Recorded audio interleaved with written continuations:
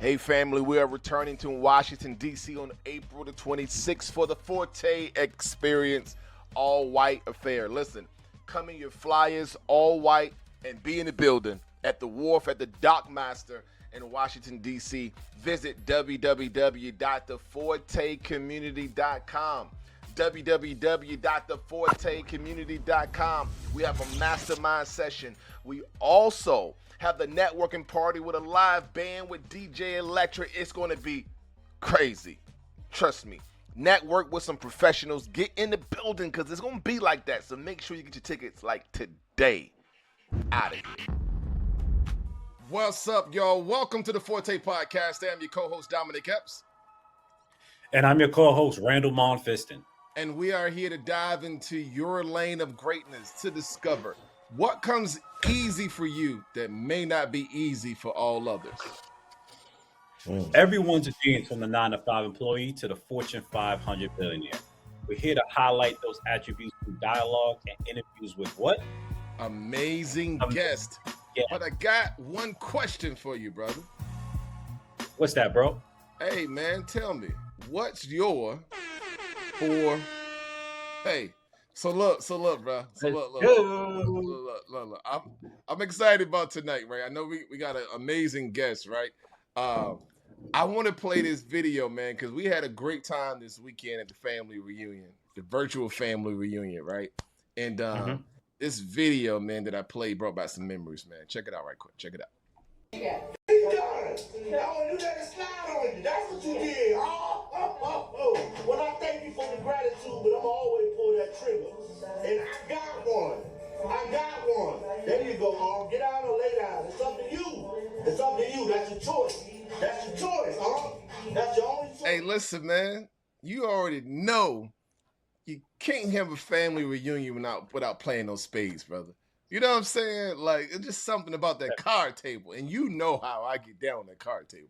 Like, you personally know how I get down on that card table. I don't know why you trying to come like you tough like that, where the L's been lost both ways. I just want to make it seem, I don't want you to make it seem out here like you getting all the W, okay? Bruh, are we being honest here? Let's be honest then. Let's be honest. It's been a couple times you came to the table thinking that you had A1, you had the A1 teammate, and it didn't work out the way. I was on some white man can't jump. Yo, let me get the person in the corner. Give me your worst man, and I'm gonna come over here and scrap up the table. Okay, all right, okay. If that's what you want to say, Okay.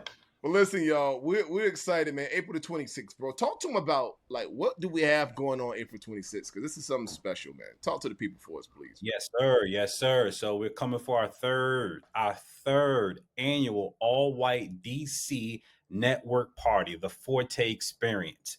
For those who are new to the Forte podcast, the Forte community, the Forte Experience is just another arm of the Forte community.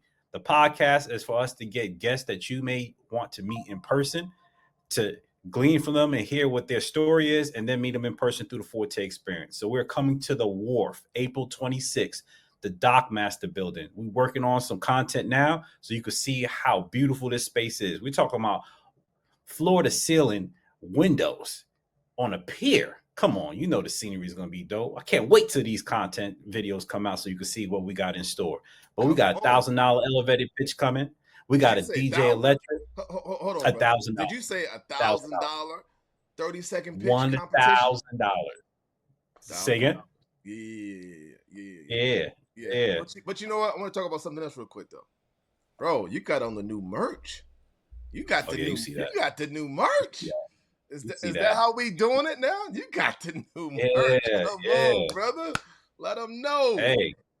Let them know. That's another thing. If you go to fortecommunity.com, you get your tickets and you get your merch to be ready to go for the Forte Experience. Well, you can't wear the merch to the Forte Experience, but you can wear it. You gotta have it. You know what though? We can do an all white varsity jacket now. That'd be dope. We can do it all. Let's be clear. We can do it all white. Drop your comments in the section. If you want an all-white varsity jacket to wear to the Forte Experience, put it in the comments, and then we'll try to make something work. Got you. We'll make it happen. But listen, man, without further ado, feel free to introduce to the Forteers around the world, who do we have coming on the show today, brother? Absolutely, absolutely. So I'm just going to give a little tidbit. Don't want to take too much shine from this brother. I first met him as a client. I went to his establishment. As you know, especially in our as we get older, it's harder to maintain health and weight depending on what you're doing, how busy your schedule is. But you got to make it a priority. So I went to his store, and he kind of gave me some insight. I'm like, man, I think there's other people that could benefit from this. So I'm gonna have Matt come off mic and tell our Forteers what's your forte. Hey man, I appreciate you guys inviting me on, man. This is a blessing. I appreciate this. But my forte, man, right now my forte is Nectar Juice Bar. You know, Nectar Juice Bar is an all natural juice bar. It's a place where what you see on the menu is what you get in your juice, what you get in your smoothie, what you get in your acai bowl. I think we are the healthy alternative, the healthy option on the market right now. That's real. That's a fair product. You know, a lot of places you go to, they're not selling what they say they're selling. And I think when you come to my spot, you know, you're gonna get what you ask for. You're gonna get what you need for your body if you're looking to improve your health goals, improve your life. And that's what it's all about. You know, it's a journey, man. Like when you start taking care of yourself, you start paying attention to what you put in your body, you realize there's not a lot of things outside of your home that you can really trust. You know, so for me, my business is that safe space. You know, when you outside your home, you come to me, you can trust it, you know. And that's how I Good. feel, you know, it's very important. That's good, man. That's good. So, Matt, we love to get into the background, the history of our guests, right? So, we want to take this moment, if you don't mind, to let us know where you're from and talk a little bit about your upbringing, and then we'll work our way up to what you got going on right now. Man, I'm from PG County, Maryland, man. Bowie, Maryland, Upper Marlboro. Went to Sula High School graduate. Went to South Carolina State University. Played golf. That was my thing growing up, and played golf and baseball. But I played golf at South Carolina State. I'm the youngest of three boys. You know, me and my brothers are all, man, like I'm the youngest boy. I'm the youngest, but my brothers are incredible. You know, as well as my parents. My parents did an incredible job, Stanley and Deborah Jackson. You know, so man, I'm lucky. I'm blessed. I came from a really good, solid house, a really good, solid home where love was shown every day. And you know, my father was a businessman, and that's kind of where I saw the first peak of that. You know what I mean? So it's something that I've always been around. You know, this thing that I'm pursuing is just part of my life. From my father, his father, my brothers, we all on the same thing. You know, so you know we just keep that thing going, and it's just part of the blood. You know. Got it, got it, got it. Okay, all right, all right. So South Carolina State University. From there, you went to do what? Did you go corporate before you jumped into the entrepreneur space, or did you go straight into entrepreneurship? No. So I work for the government. I still work for the government. My first job out of college was with the Naval Facilities Command, Facilities Engineering Command. So I'm a contract specialist, contracting officer. So basically, what that means, you know, everything that the government does, we do via contract, we do via negotiation or some kind of Mhm. competitive situation. So I'm the individual that is either going to advertise that competitive award or negotiate a sole source deal.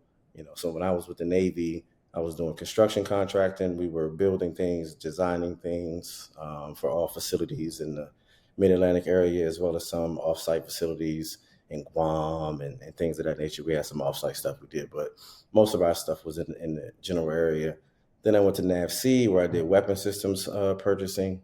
So similar contracting, still doing contracting, but I was buying weapon systems. That was a very intricate negotiation process, intricate contracting process. You know, so as well as just my education background, my professional career really taught me business.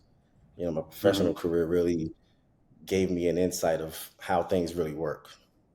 How you really Got it. make money, like the bottom line, how to read a profit sheet, how to read a proposal, how to really make money on paper before you make money in the real world.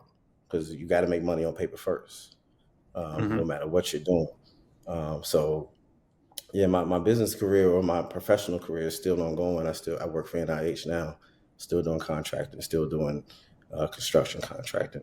So even as I pursue my juice bar, I'm still grinding, still got to pay the bills. Yeah. Like, you don't know this, but about a year ago, we started the Forte podcast. At the beginning of the podcast, it was two different sides of the coin. Don was full-time entrepreneur. I was 9 to 5, transitioned into entrepreneur. So we got to tell the story live in front of our viewers of how somebody can, right? Like, a lot of times people could feel like if they're too far removed, the person that they're trying to glean from or learn something from, they were like, I can't do that. But we're hoping that our viewers, our listeners, were able to see that transition and allow them to feel inspired that they could do it as well.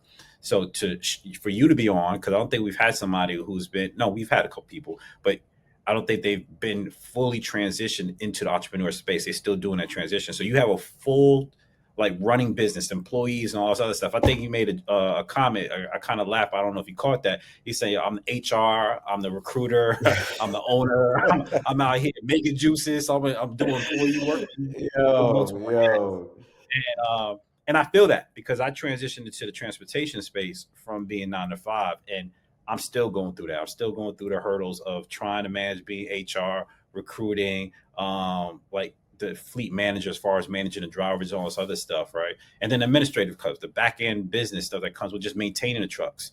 All right. So those, yeah, I laughed at that. Like, I feel your pain. I feel your pain. And trying to So respond back to Bro. text messages and respond back to phone calls and all of that stuff that you just let go by the wayside. But I want to mention something because Randall, you touched on it and you knew I was going to hit it. We want our viewers to understand that, being an entrepreneur does not mean you cannot work a 9 to 5, right? Because maybe it's a myth for many people to believe that, man, in order for me to be, my own boss or to be a boss, I gotta, quit my job, for instance, right? And in some cases, there are certain people who, what we would say, they go all out, right? They make that leap of faith and they put everything into their business. But then there are those that have found a way, and it sounds like you, Matt, you have found a way to continue to work your 9 to 5, but also have a successful juice bar. And so we want to talk about, the challenges that come with that, right? Because I'm sure there's some challenges that you have faced with, hey, you got work here, but then you got business here. And so what are your hours of operation? And do you have employees? You have, full staff that allows you to do what you're doing from 9 to 5 and then go operate the juice bar? Like, let's go ahead and talk about that since we're here. Man, that's a great question. For me, my business is 7 days a week, 8 to 7 Monday through Friday, and then 9 to 6 on Sunday. And my job is, Monday through Friday, 9 to 5. So I'm mostly remote. I have to go into the office once a week. So in that early stage of my business, it was tough. I had to really figure out, and train up some people very, very quickly to run my business without me. So that was tough. But for the most part, man, I'm dual hatting, I'm triple hatting, I'm quadruple hatting. Like he said, I'm HR, I'm an employee, I'm a boss, I'm an employee in my own business. I'm the delivery driver. I'm posting on social media. My computer's over here accepting emails from my day job. My computer's over here accepting emails from my business. My phone's always cracking. So it's, when I get up in the morning, my phone is going off for multiple reasons. So it's a nonstop thing, but it's something I plan for. It's something that I really put the effort and time in to make sure I could do, so this isn't my first food business. This isn't my first business while operating my day job, so I owned a food truck about 10 years ago. Me and two of my friends, we built a business called FMK, the food truck. And, we had a great business. We had a great business model. But I was doing the same thing. And at that time I was going into the office, so I would get up 4 or 5 in the morning sometimes, prep salmon, prep shrimp, prep whatever, clean the food truck because we was operating out of my house. I clean the food truck, then take my son to daycare, then go to work, come back home. They come pick up the truck from my house, go operate the truck during the day, bring it back to my house. I clean it. I, do some more prep that night. Like it was this, this is something I've been doing for a long time. So I was prepared for this. You know what I mean? Like I kind of know how to maneuver. And I got 2 kids now. My son's 11, my daughter's 5. And me and my wife are no longer together, but we split custody. So I get my kids half the week, every week. So I got day job, business, kids, all of that. It's all mixed in. Yeah.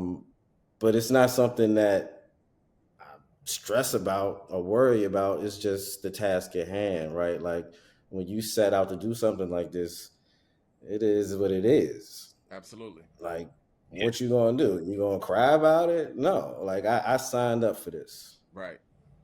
You know what I mean? Gotcha. Entrepreneurship ain't for everybody. I wouldn't tell everybody to pursue it. You really gotta want to do this. Because you're going to run into some decisions and some days and some nights that are crazy, you know. Right. But mixing it all together, man, it's all mixed in together. It's gumbo. So let's talk about. Something.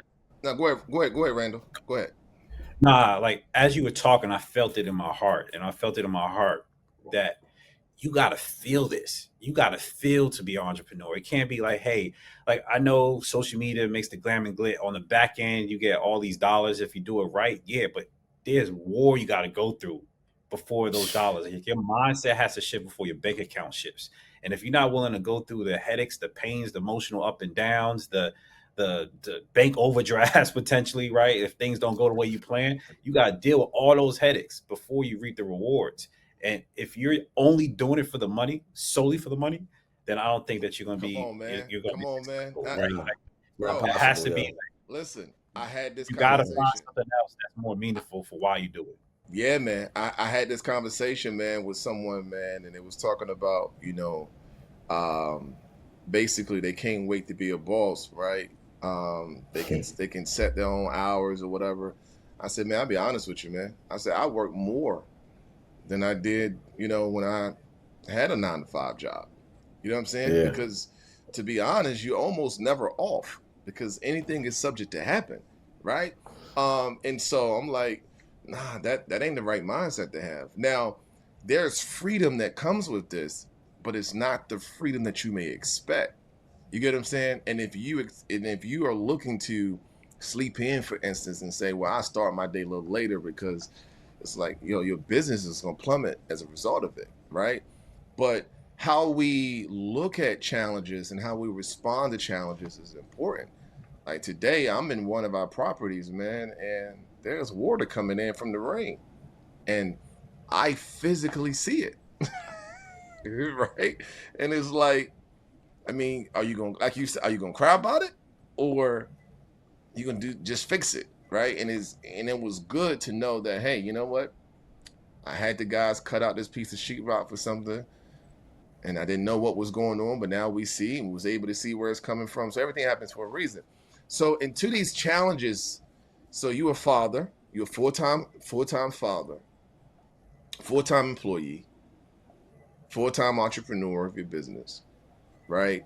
And people talk about balance as if balance is something that is possible. But how do you, Matt, balance fatherhood, being a great employee? And I do want to talk about the, what Trump with, they're asking for, I don't know if you consider federal work or not. Are you not considered Yeah, federal? yeah. I'm Right? federal worker, civil servant. Yeah. Yeah, yeah, yeah. So, so, Yeah, my so, life's about to change. right. So Really. now it's like now you got the pivot, right? And so it's another challenge where they're trying to remove working remotely. So now you got to go into the office. Yeah, How is yeah. all of this coming into play, man? How are you looking, forward to this change, and what are some things you're putting into place to be in position to make sure that you can continue to thrive during all this change? Man, it goes back what you said earlier. Look, you interviewing. I interviewed a young lady today. I've hired 3 new employees in the last 2 weeks. And this is like my ramp up period anyway. This is going into the spring. I would typically be doing this. But you know what, man? Like, what's happening right now is one of them things in business where you gotta understand and use these moments and these times to get stronger and be stronger and accept that, all right, you signed up for this and this is what it is. All right, so Trump is going to bring me back to work. Okay. If my business is ever going to be successful, it was going to be successful without me in it anyway. Come on, man. Woo! So That's what he's doing is accelerating what I had to do anyway. All the things that I was putting off, all the conversations and the things that I was, the plans I wasn't making. I got to do it now. It's got to be right too. Man. So that's for me. Like, I got my homeboy Reggie, and when we talk about problems, I get to have these problems. I could have other problems, but the problems that I have right now are the ones that I chose. Like, I get to call my accountant and figure out this. I get to figure out a way to, rob Peter to pay Paul this week. Like, I get to do all these things because I'm living my dream. So if I had other problems, fine. Like, but at the same time, your problems are your problems. You get to have these problems. It's not something that happened to you. It's Perspective is everything. So, yeah, and like I think that's what business will humble you, man. Like, going into business for yourself, and I heard that in your voice. Yeah. You know what I mean? Like, it will humble you, bro. It will bust you down to the studs. God will let you know, if you really want this, come get it. Yeah. It's there for you. I'll lay the groundwork. I'll put the people in place. I'll give you, the breaks that you may need or want sometimes. Yeah. But you got to go through some walls, bro. So here's a challenge. And Randy, I want to ask this question real quick. I'm gonna pass it back to you. I'm gonna give you the alley hoop, right? I want to ask him this question real quick because we've had a cafe for 4 years, and this is one of the challenges that comes with having employees, right? So, you at work, you doing what you gotta do. Employee call out, right? Shit. Sorry. What? Matt, what are we doing? Employee call out, and the person that's working don't want to do a double. Right? Don't want to do a double. Like, listen, I gotta go pick up my kids from daycare. I can't stay extra.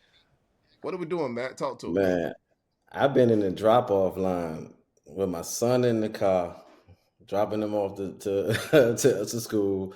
My daughter in the back seat. It's her birthday. I'm planning to take her to do our little thing. We about to go to Target. We about to, I'm about to shower her. It's your day, baby. I'm in the line. I'm 15 minutes away from my store, and I get that call. You know that call. I think what was it that morning? Because it's been a million things. I think it was a tire or something, right? I think it was a tire. And what I gotta do? All right, Target's out. Baby girl gotta wait. Business come first, because my customers, as much as they love me, they don't care. And that's, like, you delivering a product. You not delivering a person. You delivering a product. They Randall got still out of wants that his house. ICA bowl. Is that what it is? Random stick. You know, they went to sleep like, man, I can't wait till this tomorrow morning. I'm gonna get my little juice on the way to work, blah blah blah, right? Yeah, Like, yeah. so nah, you know, I run a 7-day-a-week business. Like every moment I get, I owe it to somebody else that I'm not in my store, right? Like every moment I get, I'm a golfer, and golf take 5 hours. It really takes 6 or 7 if you're really hanging out, you know what I Right. mean, doing your thing, right? So any day that I get to go play golf, I owe it to my business and the people that run my business to make sure it's right. That's good. You know, and the same thing go for my kids, right? Like if I get to go to the recitals because I planned for it and somebody didn't call out, or because I've missed them. I've missed the funeral. You know, I've missed those important dates and those important moments just in the 16 months that I've been in business. So it's not, ain't no straight line. You know, Absolutely. you don't get to call it. I'm make sure I do X. You know, it's just part of the game, man. You sacrifice a lot. Yeah, that plan getting blown up is constant. You be like, I got this good schedule of people that's gonna come in on this date. Everything is good, and that one hiccup creates a whole domino effect.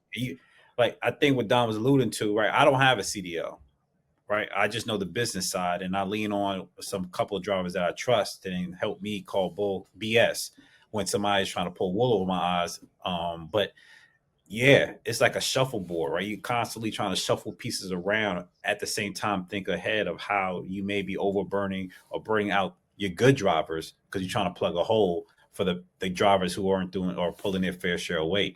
So yeah, that's fortunately I don't have to jump in the truck. So I guess I don't have to experience the same thing as you having to go to the juice bar right, and get behind the cashier register and make things pop. But yeah.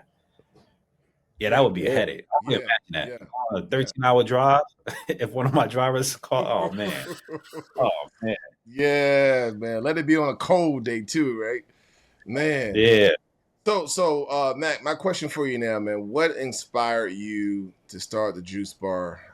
Because I've known a few brothers that have opened up a juice bar, right? And for most of them that I've known, it was some type of health situation that led them to changing their lifestyle, right? Their eating regimen, right? And then that led them to, man, I can start this as a business, right? So you had a food truck. So what made you go from the food truck to say, you know what, let me go and do this juice bar? But quickly to go back to the food truck, for me, I learned about myself and what I like to do in that business. I enjoy the front facing customer experience, you know, delivering some value to a customer. I learned that. I like doing that through food, you know what I mean? But like you said, how I got to Nectar Juice Bar, how I found Nectar Juice Bar is through a health journey. You know, I'm probably 55, 60 pounds lighter than what I was when I found Nectar. You know, I was, you know, as I said earlier in the podcast, like once you start looking for healthier foods, once you start paying attention to what you put into your body, it limits what you can eat, especially when you're outside, right? So I was flipping a house up in Baltimore. That's another part of my business journey. You know, I did pretty well in real estate. I was a landlord for 10 years, and I flipped some houses in a short period of time and made some decent money. That helped me purchase a franchise. But I was flipping a house in Baltimore. I was going back and forth, and whatever I was out, I would just Google juice bar or Google smoothie shop because I was, you know, drinking smoothies and going to the gym and just starting that part of my life, like just eating right, especially while I'm out. So I just went in the Nectar one time. It was the nearest joint to the house I was flipping, and the first sip, man, like I could tell the difference. You know, I've been to Smoothie King, I've been to Tropical Smoothie, Jamba Juice, a whole bunch of other smaller brands or whatever the case may be.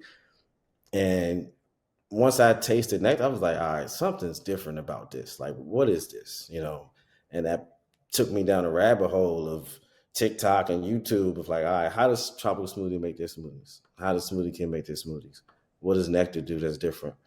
And that is a through line about how I eat, period now. Like, I need to know how this restaurant got their product, made their product, what are they using, what kind of oils, all of that stuff. But the health journey is what brought me to the juice bar. Like you said, like it was something that I felt like, if I'm a young black man that is struggling with his weight, that doesn't want to go on high blood pressure medicine, that doesn't want to have cholesterol issues, that doesn't want to have heart and stroke and all of those things, and the reason why I'm pursuing better food is for that, then this is something that my community needs. This is something that doesn't exist, even though we have so-called healthy products on the market. So I felt there was a void. Same thing with the food truck. I felt there was a void. Like, my food truck was all natural whole foods, and we just made them into rice bowls. It was similar to like Chipotle, but a Southern style type product, grilled and everything like that, with rice and veggies. So being healthy has always been important to me. But just literally being outside, seeing the juice bar market and noticing there's a hole, especially in this area, in the East Coast. Out west, juice bars are a dime a dozen. Everybody's juicing fresh and whole and natural. That's just part of the culture. So out here, there's a culture divide. There's a cultural void. So maybe the product is just missing. So for me, business wise, if I'm right, there's a lot in there. Just to highlight on two things that I heard you say that I don't know if the viewers or listeners heard, but I just want to recap it. First thing you said when you started talking about the food truck transition into Nectar, like you like to serve people, like you get satisfaction out of you, but through food you're able to serve people and then benefit them. So that was passion one.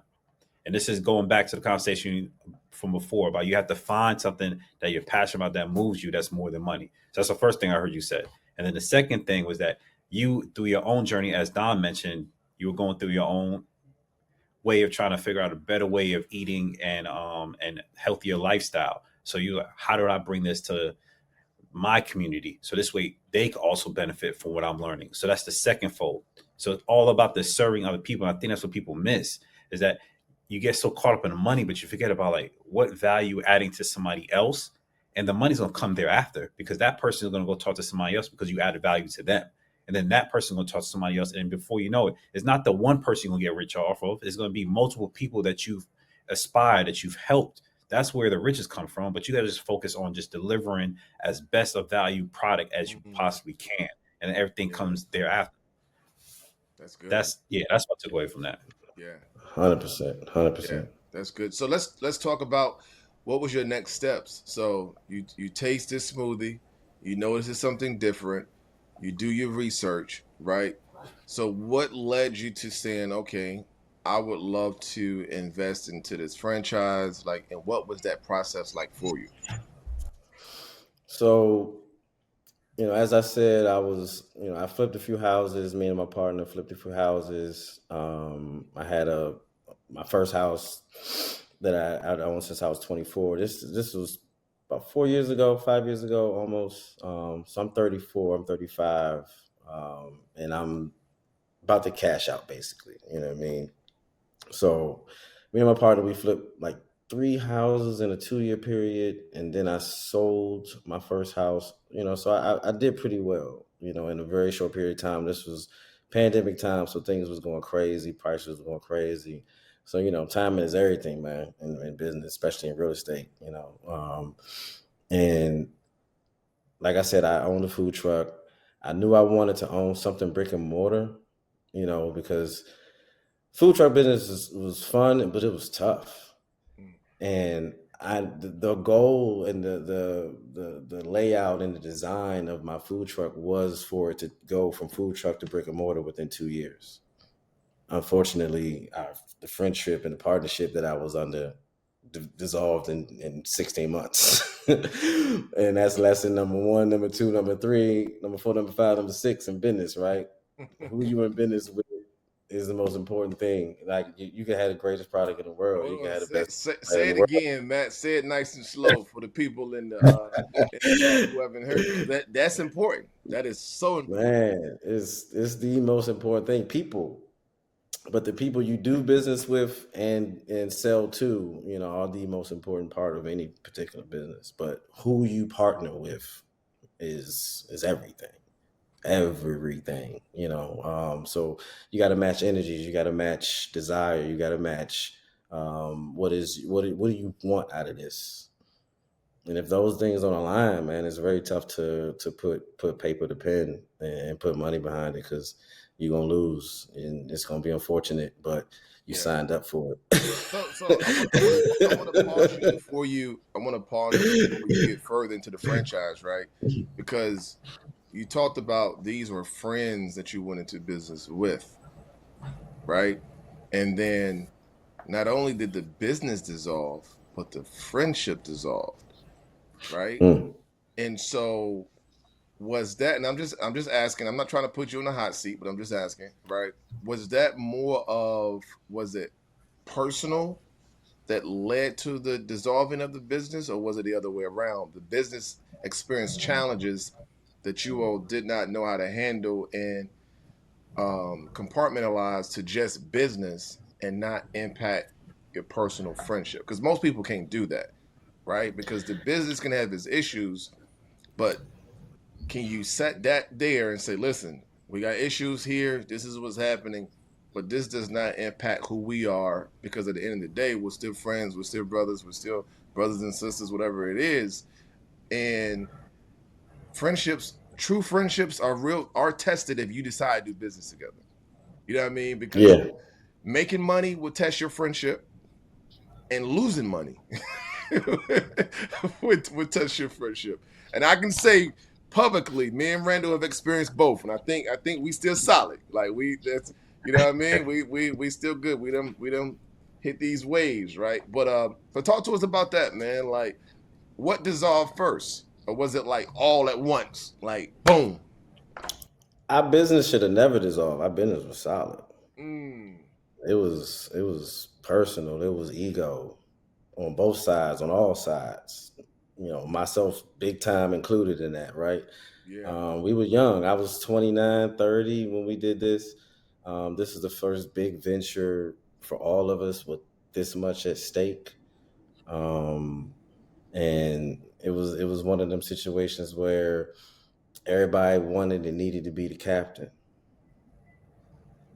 There was no de facto leader. It was you know a very fractured thing, and it was crazy, because these are people, and I'm 10 years removed from this, so I'm, personally, I wish them the best, I hope for them the best, ain't no ill will now. yeah, yeah. Early on in it was like, whatever, but grown man now, it's all good, it's all love. But I wish the man I am now was able to be around for that time period then, because I'd be a lot more mature about it. I would have communicated better. I would have, came to them as friends and put all of the business stuff aside. We just didn't. We were just, heads big. Like, I'm 30 years old. I got a food truck. Yada yada yada. I'm thinking I'm the man. We all thought we was the man. So it ended in a real nasty way. But it was the best and most important lesson that I think I learned. I learned so many lessons from it, but the alignment of any partnership is important, right? So like my next business venture, which is crazy. Like, so my partners that I went into business with in the food truck, I've known them for 10, 12 years. My partner that I flipped houses with and had 6 figures flowing between my account and his account while we doing this thing, I met this dude on Craigslist. Wow. Yeah. So it's crazy. Like you tell people some stuff sometimes about like how things happen, they look at you like, man, you crazy. That ain't happening.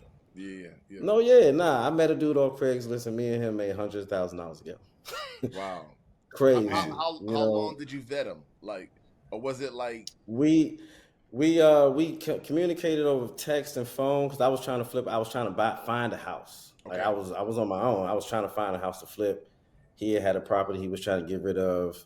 And the coolest thing about him, and what made him so solid, what made him, me and him connect very, very early on, is he knew I was green. He was younger than me. He was probably 5, 6 younger than me, 6 years younger than me, but he was well experienced in the game. And he said, you know what? I was just trying to get this house off because I got some money tied up over here and over there, and I'm just trying to get it off. You know what I'm gonna do? I'm gonna flip it with you. I'm gonna run the joint with you. Wow. So we just connected off that. We met, drove up to their property. Me and him had similar interests. I ain't gonna talk about it on the podcast, but we connected on other things on the ride up. You know what I'm saying?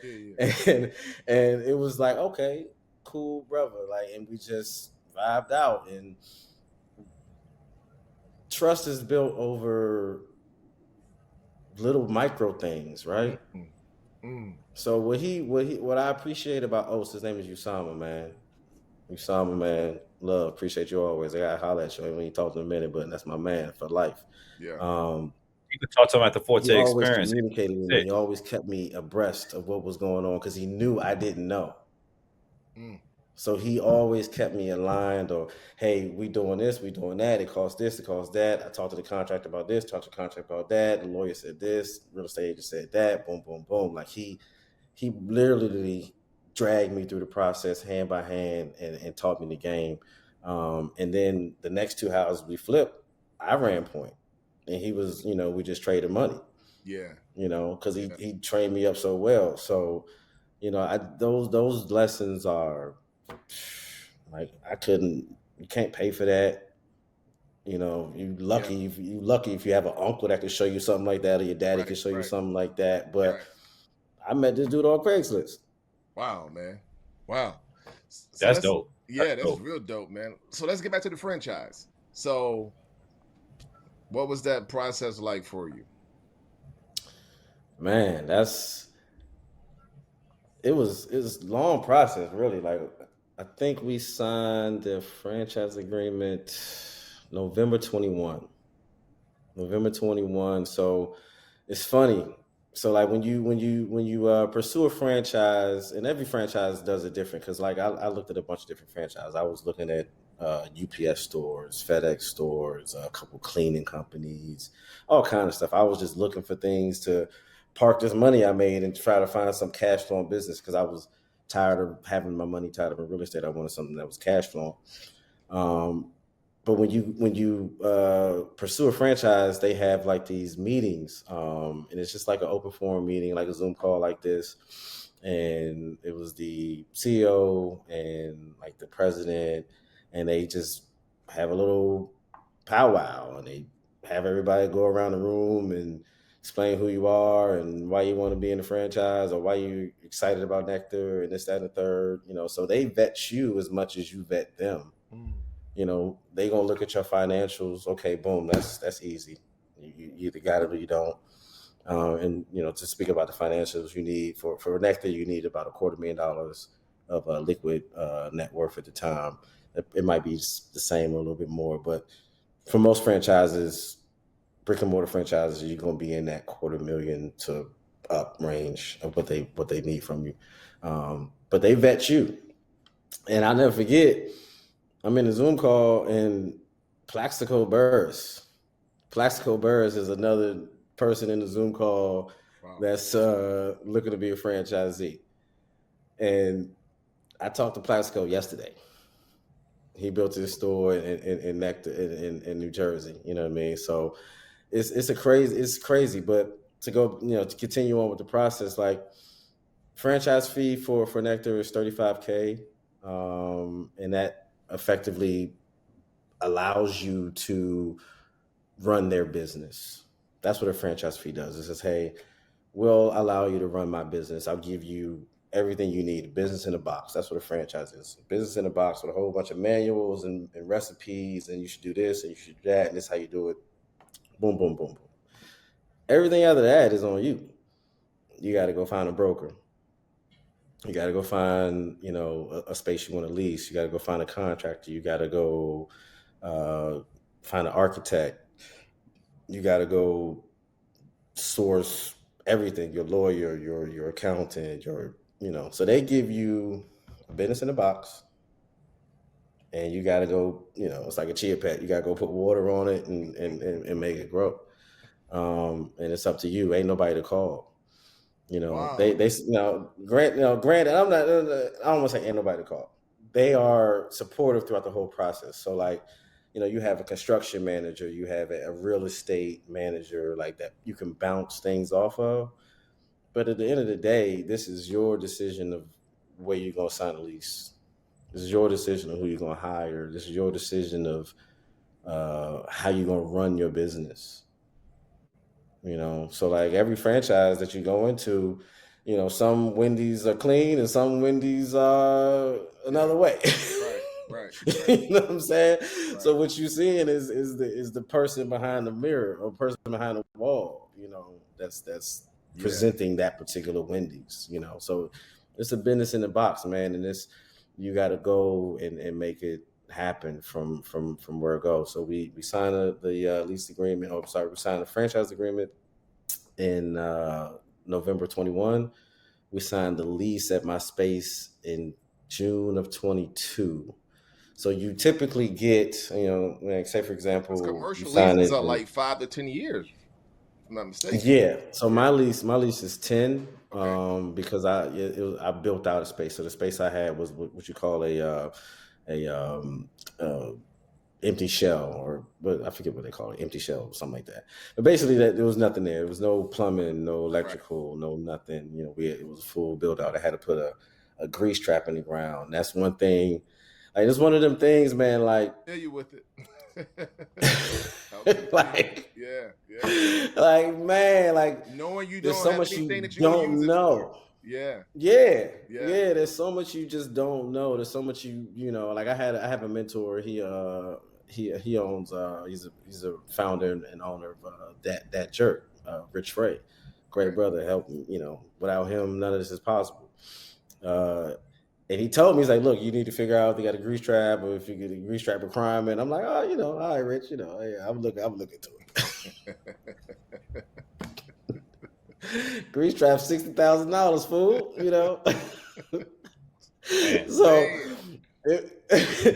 So you don't know what you don't know. If you don't do the work, ain't nobody gonna do the work. And that's I don't want to scare nobody, but I wish and I hope that people are willing to accept that these things are not easy, and you need to ask and understand everything possible. That's the content that's needed, Matt. You know what I'm saying? Because people see, for instance, they see you as the franchise owner. You're the face of the brand, right? You're serving the customers. They're coming to you, getting their favorite smoothie, bowl, or whatever the case may be, right? And then somebody says, man, I can do this, right? And then they try to go do what they see you doing without knowing what the process was to get to where you are, right? And I think this is the good thing about content is when people share content of the process.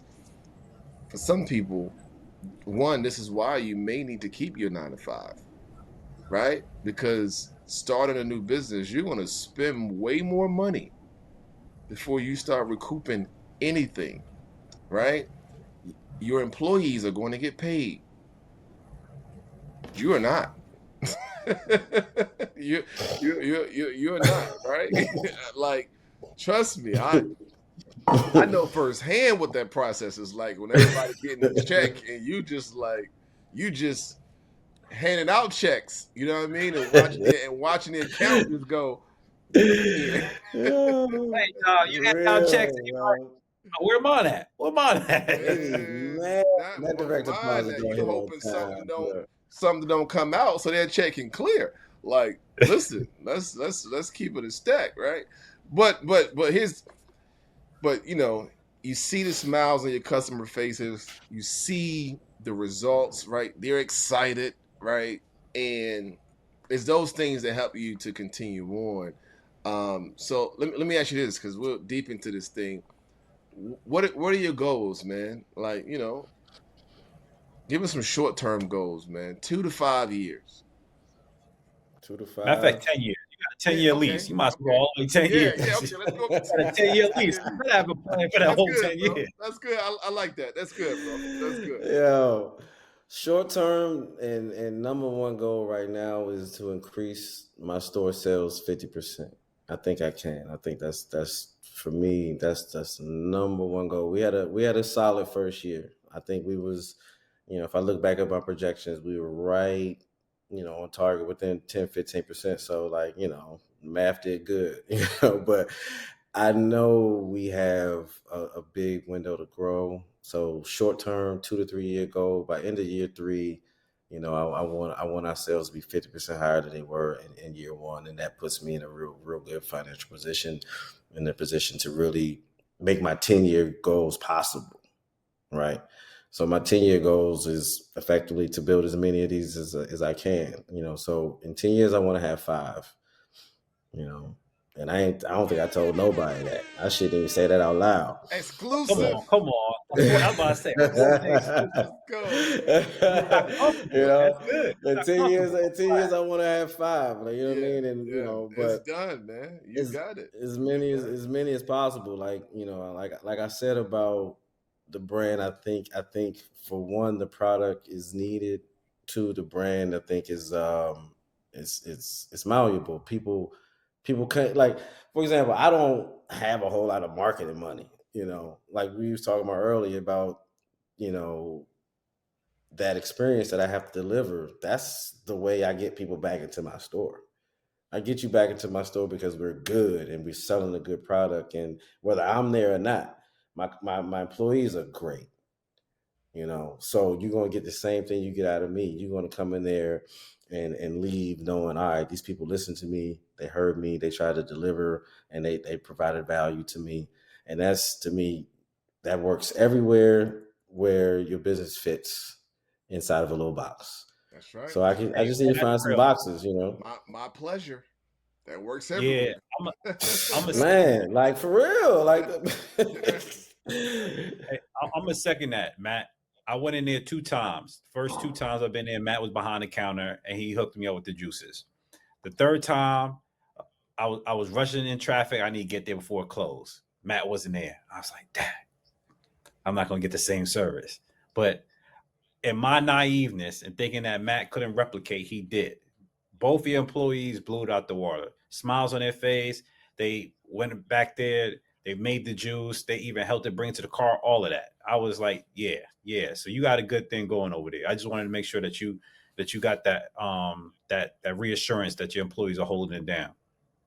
Man, I appreciate that. That means everything to me. Like that means I'm doing my job. You know what I mean? And it's funny, they used to make fun of me because, like, at the early stages of the store, I'm going above and beyond. I'm doing all kind of stuff. I remember everybody's name. I remember your order. I remember how you like it, thick, thin, whatever. You like extra ginger. I'm doing all that. And they used to be like, "Oh, you talk too much, yada yada." And now they all do the same thing Mm. because that's how it worked. Like, you can't really yell and beat somebody into submission to deliver your product. Like, they need to see it. Like, this generation is a little bit different. You know, Come on, they man. not Yes, just sir. they not just showing up like, oh, I'm lucky to have a job and I'm coming here to put my best foot forward. And nah, they different. Like, you know, I don't want to go and get into the difference between millennials, Gen X, and Gen Y, and all that, whatever. But they are different, and they Listen, man. require. It's when you are present and you are active. It's just like playing sports, man. It was something about the coaches that used to run with you in comparison to the coaches that just watch you run. You know what I'm saying? Like those who were out in the field with you doing the work. Like now, man. Lately, for a while now, like I'm in these houses working. And I'm basically saying to the contract, listen, you're not about to outwork me. So you're going to step your game up or go out the door, right? And so for you to set that mark, man, it's pretty dope, man. It's pretty dope. So how can our viewers, man, how can they get in contact with you? How can they support your store, support you and what you got going on? Man, at Nectar Crofton, Instagram, you can DM me there. You can hit my email, Mathew or M Gilliard at Nectar, my Nectar, but I can put that in the chat. I'll send that to y'all so y'all can put it down. But the best way, honestly, like, for example, we do small business Saturdays. We do all kind of events. Like this Saturday, I have an event, a young lady who sells Haitian food, actually. So anybody that's doing something that's authentic, all natural, you fit what we serve. You know what I mean? So she's bringing in some soups, some patties, some pastry. Yeah. I messed it up. Yeah. But please don't mess the name. Please don't mess the name. Don't mess the name. but nah, so DM me at Nectar Crofton, and now I'm looking to host anybody and everybody that's falling in line with living better. It's all about living better. That's awesome, man. Hey, Randall, we got to see Matt at the Forte Experience, man. And it's all we right. do. Matt, you come April 26th. Look, I gotta go shopping for y'all, man. Clean. But look, put me down, write me down in pen, bro. No doubt.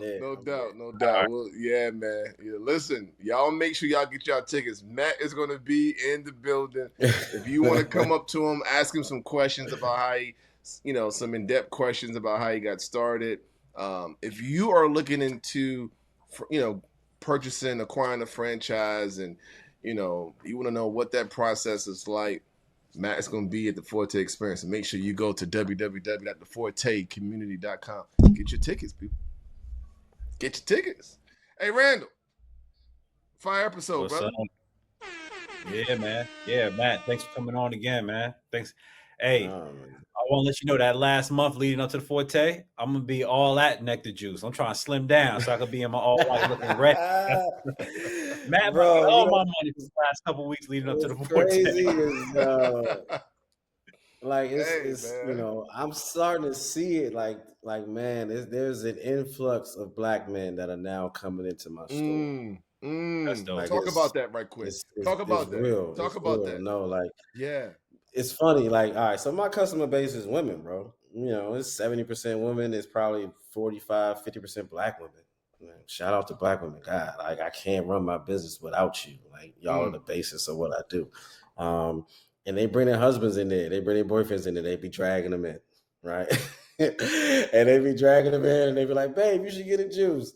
And I was like, that's when I get to talk. That's when my employees get to talk. Bro, you should try this, you should try that, yada, yada, yada.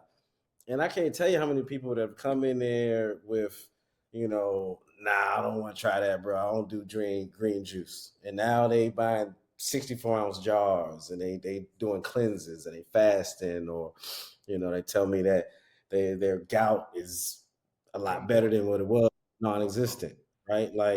So your health is your wealth, man. Your pantry is your medicine cabinet, and we are outside pantry as far as I'm concerned. It's just like going home, cooking from home, getting some of you to make yourself. So Black men I think that's important to me when I see people that look like my dad coming in because they want to feel better. That's good, man. Wow, man. Yeah, man. Hey, brothers, y'all keep showing up.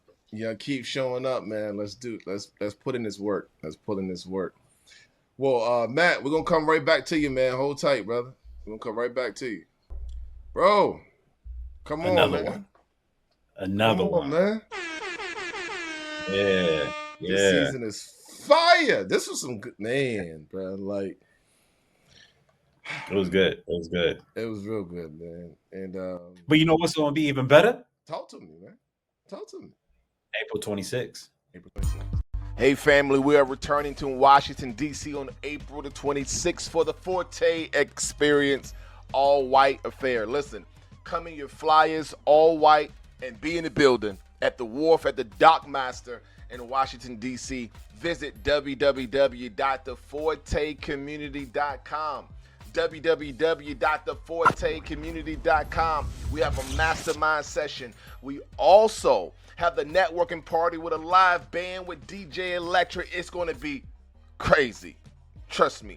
Network with some professionals. Get in the building because it's going to be like that. So make sure you get your tickets like today. Out of here. Bro, I just thought about it. Man. Live band? DJ, oh yeah, DJ we didn't even Electric? talk about that. We got a live band. We Ooh. stepping it up. So for y'all DC From Fortes, DC, that came the last time. from the DMV area. Like, we got a live band from the Come on, dude. Man. Come on, dude. Hey, come ready to get on that dance floor. Come ready with your business cards. Come ready with an open mind to share information, receive information. Come with an empty stomach to get full. Talk to him. Man, come on. Talk to him, man. Talk to him, man. Come student booty so you can get these Instagrammable, Instagrammable moments. This way you can look fly on Facebook, TikTok, whatever platform you're on. Let me tell you this, though. Come like Talisha came to the old Black in Atlanta and won $1,000. Absolutely. Come with that pitch. Come with that pitch ready. Come with that pitch ready. You know what I mean? Come with that 30-second pitch ready. Make it fire because the guests 30 attending, seconds for $1,000. 30 seconds. Come on, man. 30 seconds for $1,000. Y'all make sure you get your mastermind ticket so you can be in the competition for $1,000. Hey, y'all, we out of here, man. We appreciate y'all so much. We gone, baby. This is another fire episode. We out of here. Peace.